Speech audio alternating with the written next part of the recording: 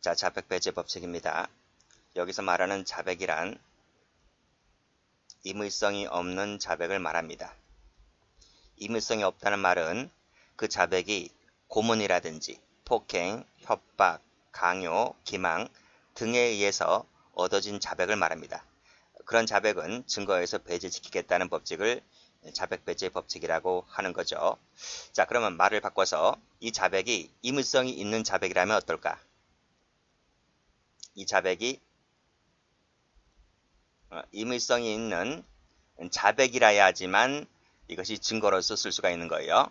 그래서 임의성이 없다면 말씀드렸듯이 증거에서 탈락입니다. 임의성이 있다고 해서 전부 다 유죄 판결 때릴 수 있는 건 아니고 이 자백을 했을 때 이 자백을 뒷받침해 줄 수 있는 보강 증거가 나와줘야 됩니다. 이 보강 증거가 있어야지만 이 피고인에게 유죄 판결을 때릴 수가 있는 것이지 이 보강 증거가 나오지 않으면 자백했다고 해서 유죄 판결을 때릴 수 있는 건 아닙니다. 그래서 이 두 가지 필기해 두시고요. 이건 적지 마시고 옛날에는요, 즉 옛날이란 근대 이전을 말합니다. 이런 말이 있었습니다. 자백은 적지 마시라고요. 증거의 왕이다. 는 말이 있었습니다. 그래서 자백은 모든 증거에서 으뜸이기 때문에 이 자백을 얻어내기 위해서 수많은 고문이 허용되었고 정당화되었죠.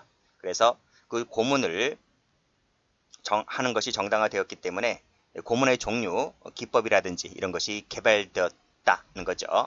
그래서 수많은 사람들의 인권이 침해되고 죽음은 또 당하고 했던 것인데 근대 이후가 되어서 이 고문으로부터의 결별로 출발한 것이 근대 형사법의 체계다라고 볼 수가 있겠고 우리나라 형사법도 마찬가지죠. 우리나라 헌법은 뭐라고 규정되어 있습니까? 모든 국민은 고문을 받지 아니할 권리가 있다라고 우리 헌법에 명시가 되어 있고 그를 구체화한 것이 형사법에서 이 자백배제 법칙이 규정되어 있는 것이다. 이렇게 볼 수가 있겠습니다. 자, 그런 취지에서 이 파트를 공부하시면 되겠습니다. 자, 그러면 자백을 보도록 합니다. 자백이란 이 자기의 범죄 사실의 전부나 일부를 인정하는 것을 자백이라 하죠. 자, 그러면 다음 페이지 한번 가볼게요. 자, 판례가 나와 있을 텐데 이 판례를 보도록 합니다. 자, 쭉 읽어보시고 세 번째부터 읽어볼게요. 자, 계속되는 검사, 변호인, 재판장의 물음에 있어서 다시 범행을 부인한다는 취지의 답을 한 점에 비춰봤을 때 그랬죠? 여기서 보시면 범행을 부인했다는 겁니다. 범행을 인정한 것이 자백일 텐데 범행을 부인했기 때문에 자백이라고 볼 수가 없겠죠. 그래서 마지막 줄 보시면 자백한 것이라고 볼 수 없다 그랬습니다. 동그라미 2번 가보면 자, 계속되는 검사와 변호인의 물음에 있어서 피고인은 뭐라 그랬습니까? 나는 모집책이 아니고 단순한 고객일 뿐이다. 그쵸? 고객일 뿐이다. 이렇게 얘기를 했다면 범행을 인정하는 것이 아니라 부인하는 거잖아요. 그래서 이것은 자백이라고 볼 수가 없는 것이다는 겁니다. 동그라미 3번에 너무나 억울하여 한 것이다 라고 말하였고 그 밑에 모두 그 범행을 부인하고 있다면 역시 범행을 부인하고 있죠. 인정하고 있는 것이 아니라서 자백이라고 볼 수가 없고요. 동그라미 4번도 범행을 부인했다고 하고 있습니다. 그래서 이 네 가지 이 판례는 자백이라고 볼 수가 없다라고 볼 수가 있겠습니다. 자, 별표가 되어 있는 것은 기출된 판례들입니다. 자, 앞으로 가서 성질은 그쵸? 피고인 스스로가 얘기했기 때문에 직접 증거이고 말로 한 것이기 때문에 진술 증거이고 그리고 전해 들은 증거가 아니라 직접 얘기했잖아요. 그래서 원본 증거, 본래 증거라고 합니다. 자, 주체는 이 진술자의 지위는 문제가 되지를 않습니다. 그래서 이 피고인이 얘기를 할 때 피고인 입장에서 얘기했든지 피의자 입장에서 했든지 참고인, 증인 지위에서 했다든지 모두 자기의 범죄 사실을 인정했다면 자백으로 보는 거예요. 그래서 지위는 문제가 되지 않는다. 옛날에 경감부에서 이 지문이 한번 나온 적이 있기 때문에 읽어보시면 됩니다. 형식도 묻지를 않습니다. 그래서 구두로 했든 서면을 했든 모두 되고요. 재판장에서 했든 재판외에서 했든 가리지 않습니다. 상대방도 가리지를 않습니다. 그래서 법원, 법관, 수사기관, 심지어는 일반 사인에 대해서 진술한 것도 자백으로 봅니다.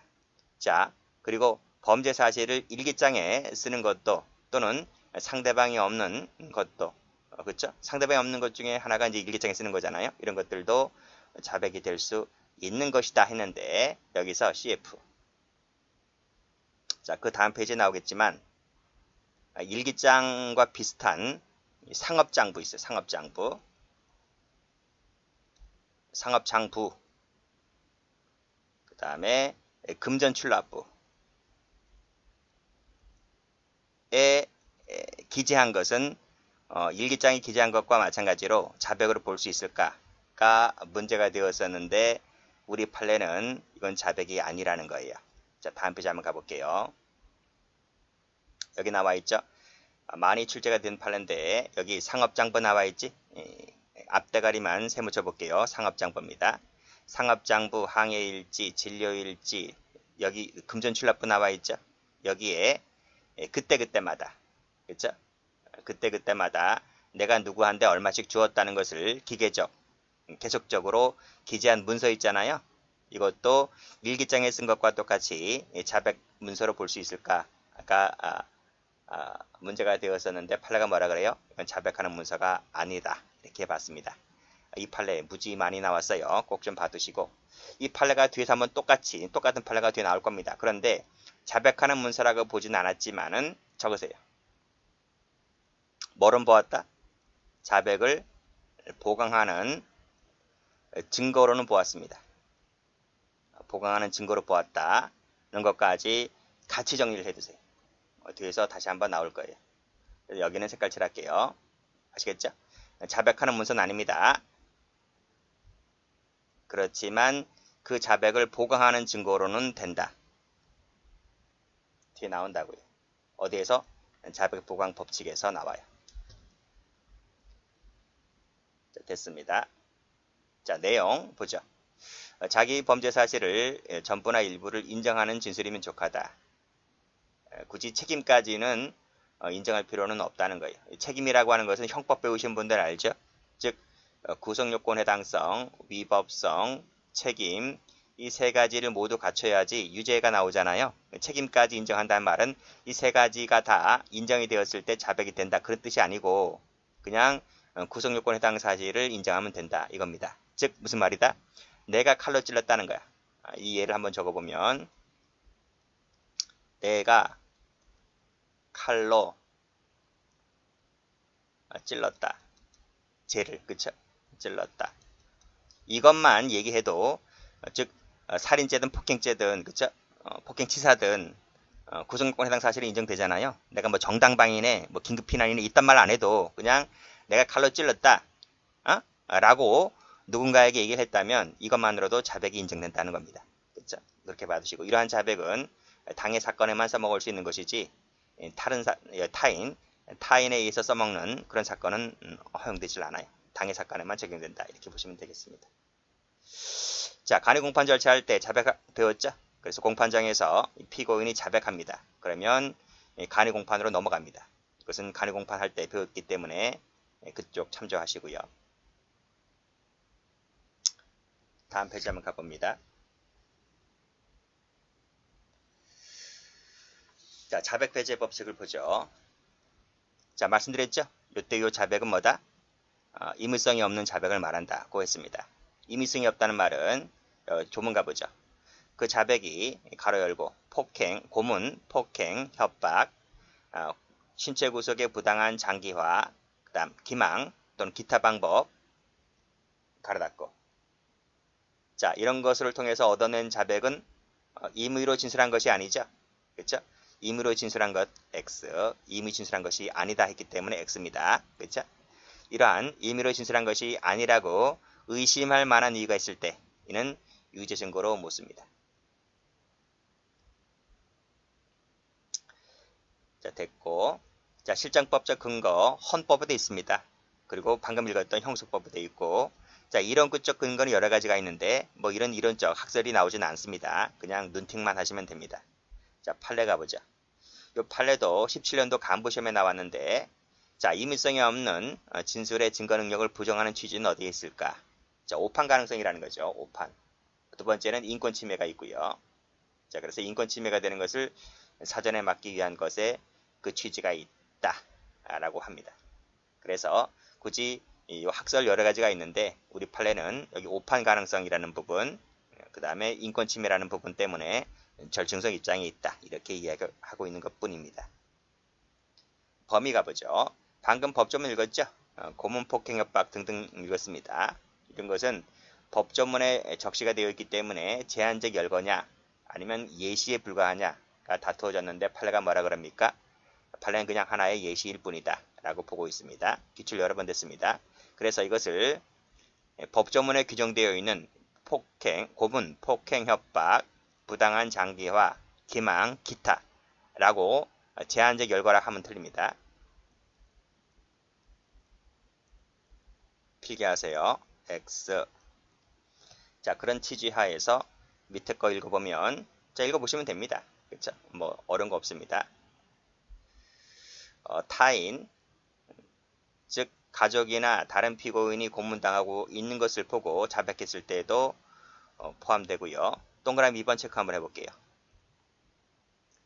자, 경찰 앞에 경찰이 고문을 했습니다. 그 고문을 통해서 얻었는 자백 있지?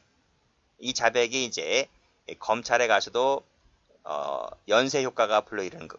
검찰 앞에 검사는 고문을 안 합니다. 고문은 경찰 단계에서 행해졌다는 거지. 그렇죠? 그를 통한 상태가 그 임의성이 없는 상태가 검찰에 가서도 유지가 되었고 법정에 가서도 유지가 되는 거야. 이 상태가. 이것을 연쇄 효과라 하는데, 그렇죠? 즉 검찰 단계에서 법원 단계에서 뭐 고문 자백 등이 행해지지 않아 고문 폭행 협박 등이 행해지지 않았다 할지라도 최초 단계에서 경찰 단계에서 고문 행해졌기 때문에 그 상태가 검찰 법원까지 이루어졌다면 연쇄 효과라서 이것도 증거 능력이 부정됩니다. 관련 판례 봅니다. 자, 다음 페이지 가보시면 OX가 나올 텐데요.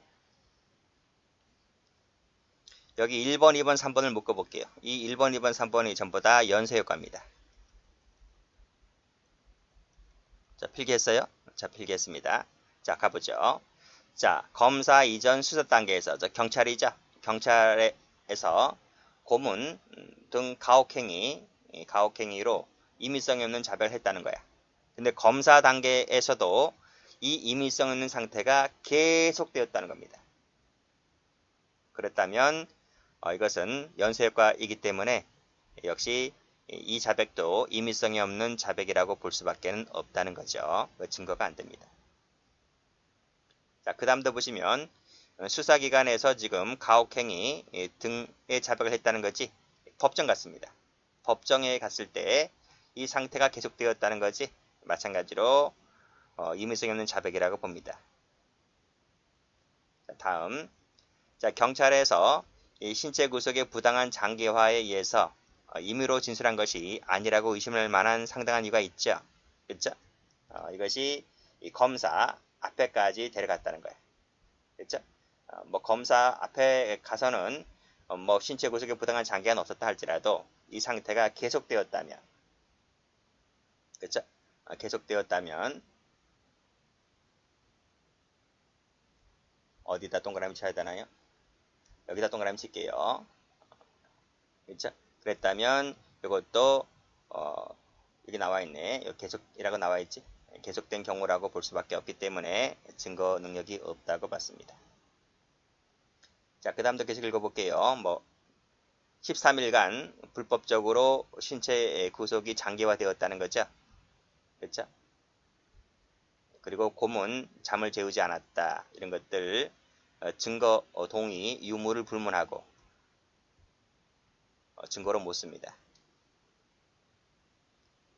그 다음 건 잠시 이따 읽을게요. 자, 앞으로 한번 가봅니다.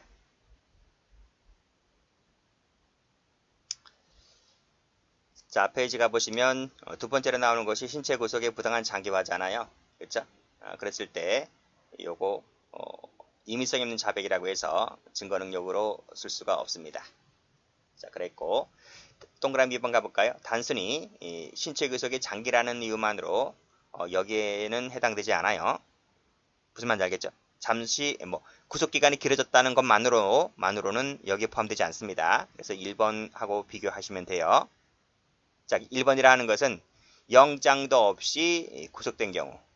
그 다음 구속 자체는 적법이지만 그 상태가 부당하게 장기화된 경우를 말하는 것이지 단순히 구속기간이 길어졌다는 것만으로는 여기에 포함되지 않습니다.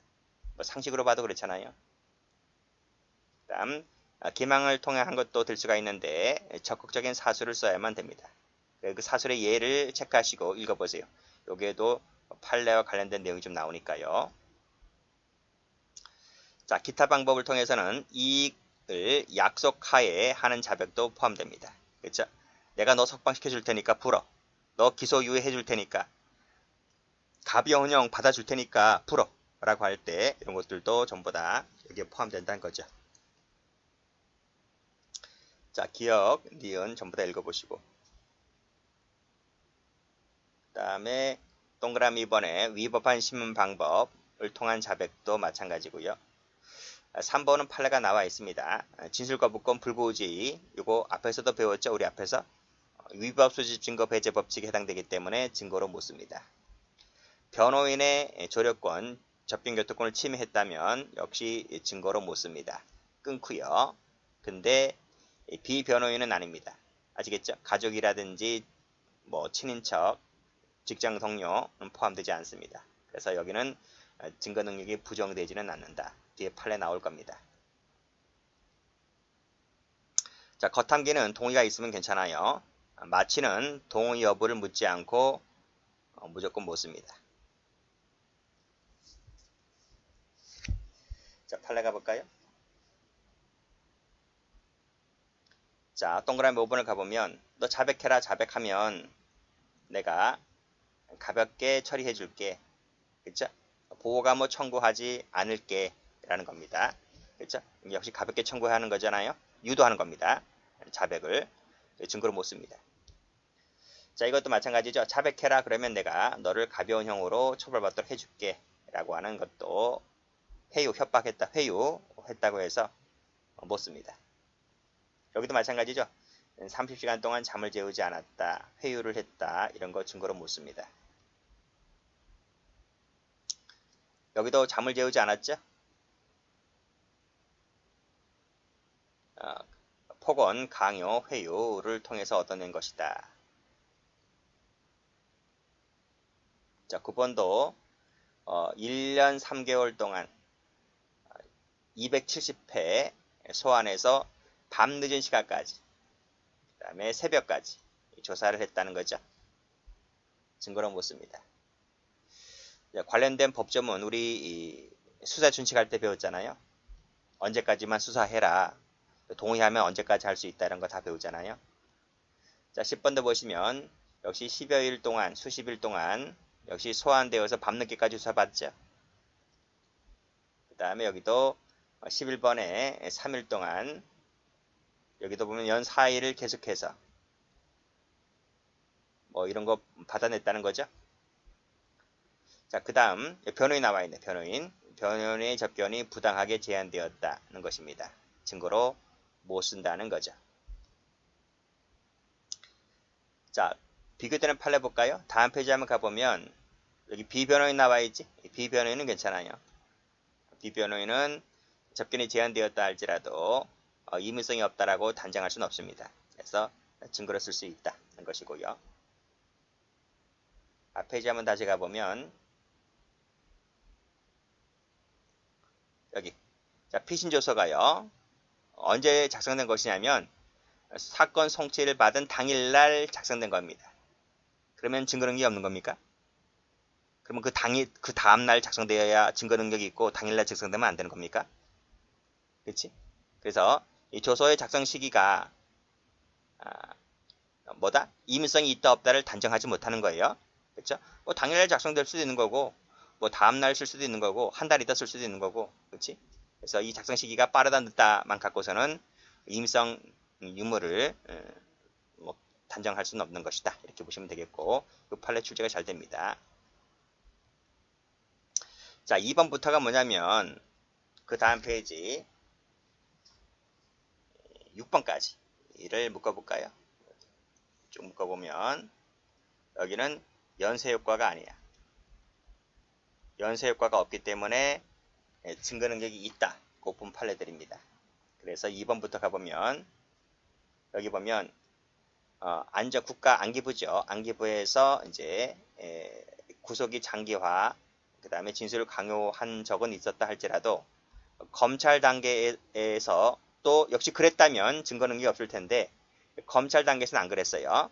여기에서는 밑에 보면 조리상 논리정연하게 소상하게 얘기하고 있었다. 조리정연했다는 거죠. 이거 하나만 보더라도 이런 상태는 없었다라고 볼 수는 있겠죠. 그 다음에 또 잘못된 부분이 있다면 정정을 했고 또 일부는 또 부인도 하고 그랬다라는 거죠. 그렇기 때문에 이런 것으로만 보더라도 이것은 임의성을 의심을 할 만한 건 아니구나 이렇게 볼 수가 있는 겁니다. 그러니까 연결고리가 끊어지는 거야. 연쇄효과가 끊어지는 거야. 연쇄효과가 끊어지기 때문에 증거 능력이 있다라고 볼 수 있는 거죠. 자, 그 다음도 보면 검찰에서의 자백이 법정 진술과 다르잖아. 똑같지 않잖아요. 다르기 때문에 검찰에서 한 말과 법정에서 한 말이 다르잖아. 그럼 연결 효과가 끊어졌다는 거지. 그쵸?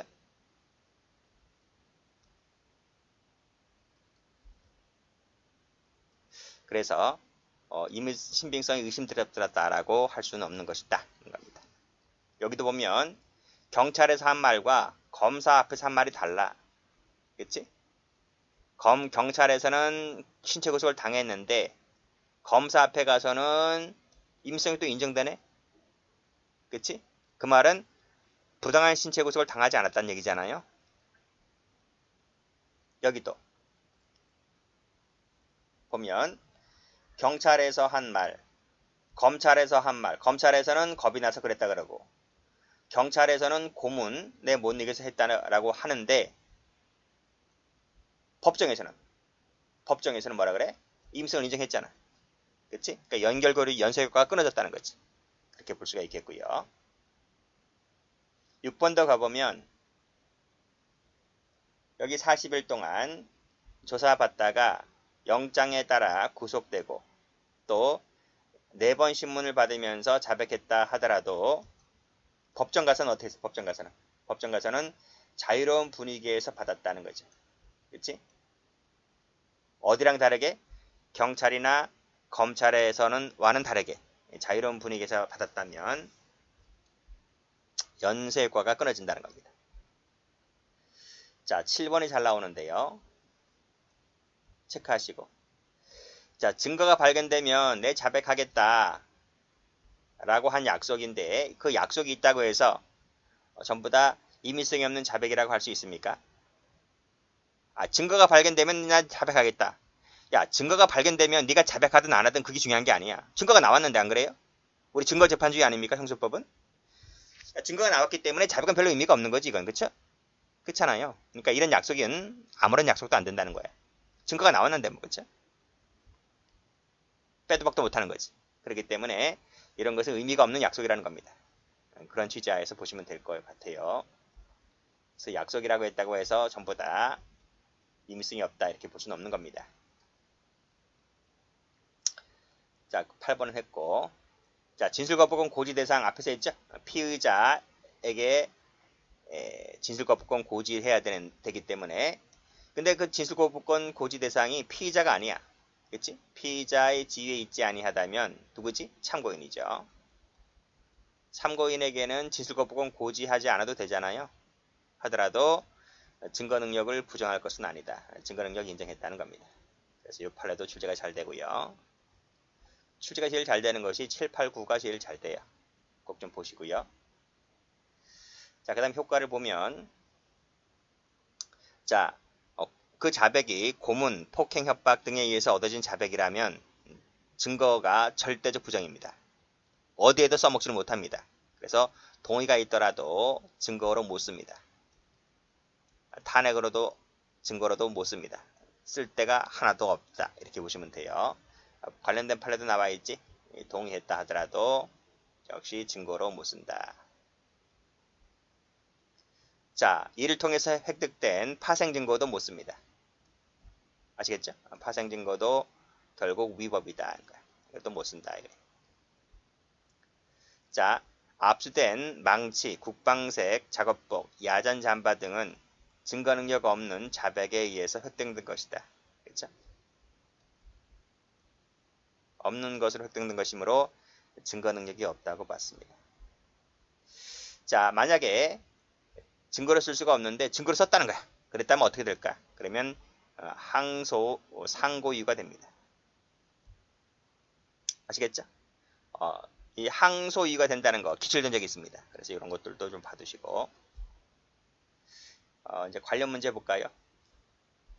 자, 인과관계를 요하냐, 요부, 필요하냐, 필요하지 않느냐의 문제입니다. 판례 뭐라 그래요? 판례는 인과관계에 있어야 한다라고 보고 있죠. 그 판례가 여기 나와 있습니다. 그래서 밑에 보시면 임의성이 없다고 의심하게 된 사유들과 피고인의 자백과의 사이에 있어서 인과관계가 존재하지 않는다. 그게 명백하다면 임의성이 있는 거로 본다는 얘기다. 거죠. 그 말은 우리 판례는 인과관계를 요한다. 이런 취지로 보고 있다. 이렇게 보시면 되겠습니다.